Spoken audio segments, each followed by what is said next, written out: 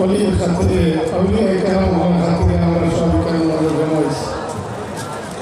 মানুষ আল্লাহ আল্লাহ কবির সময় আল্লাহর সান্নিধ্য লাভ করে আল্লাহ পাক তাবারাকা ওয়া তাআলা তার নিয়াতে জমিনের মাঝে বাকি যায়।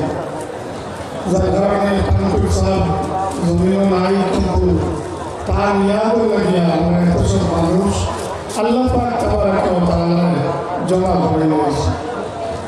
সহিহ মুসলিম শরীফের মাঝে একটা অধ্যায় আছে যে বাবু তালিল আল্লাহ দুখুলি তাওয়াইফ মিনাল মুসলিমিনাল জান্নাতা বিগাইরি হিসাব ওয়ালা আযাব। আল্লাহ পাক তাবারাকা ওয়া তাআলা কিয়ামতের দিন ৭০,০০০ মানুষকে বেলা হিসাব বেলা আযাব আল্লাহ জান্নাতে প্রবেশ করবা। এর সম্পর্কে হাদিস আছে যে এর হিসাব নাই, এর আযাব নাই।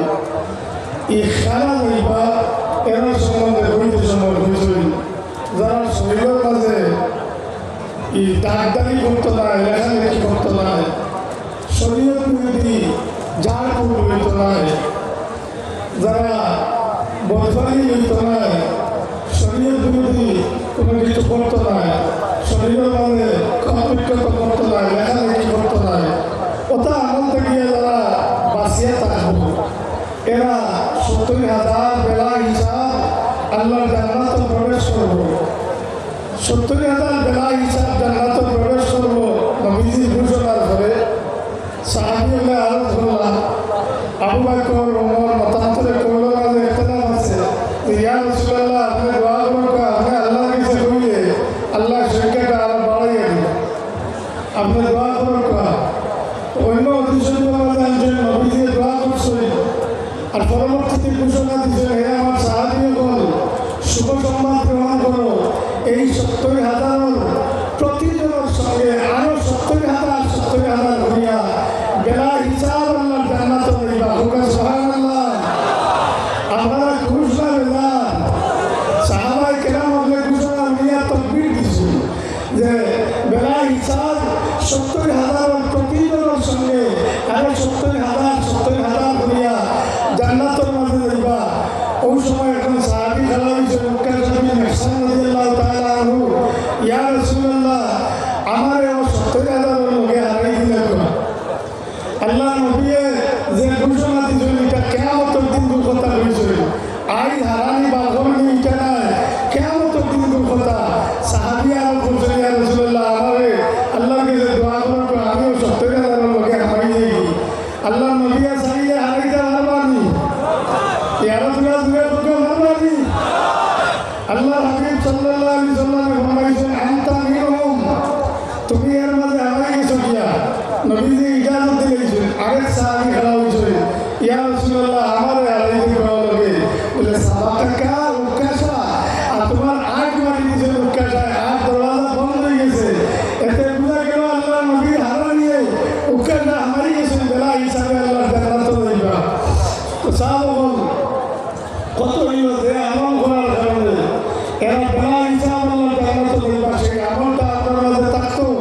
এরপর নাসারা খ্রিস্টান সমাজ চরিত্র যাতে আমার কাছে আয় না, আমরা যাতে মাতার সাইড সাইডে খালি করিয়া এক সাইড লম্বা রাখি, ফ্যান ভিজিয়ে মাথা ঘুরি যায়, খবর উঠই যায় গিয়া ব্যাটারি নিয়ে ব্যাটারিদের লেবাস কিনি, ইলা খান যাতে হইতো না।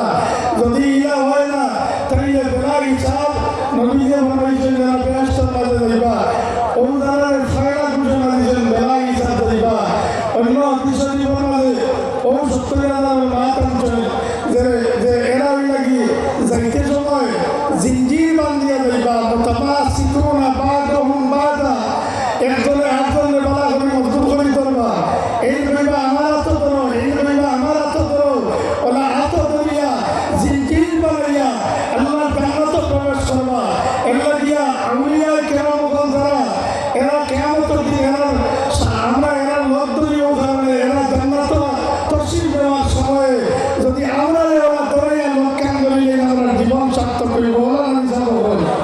এগুলা দিয়া আউলিয়া কেরামগণের স্বভাব যেটা, সেই স্বভাব যদি নিজের মাঝে আনতে পারি তাহলে ওটা হইব আমরা আউলিয়া কেরামগণ হিসাবে সর্ব মহফিল আল্লাহ আমরা দৈব হইব। এই মহফিল এই পিণ্ডাল আমরা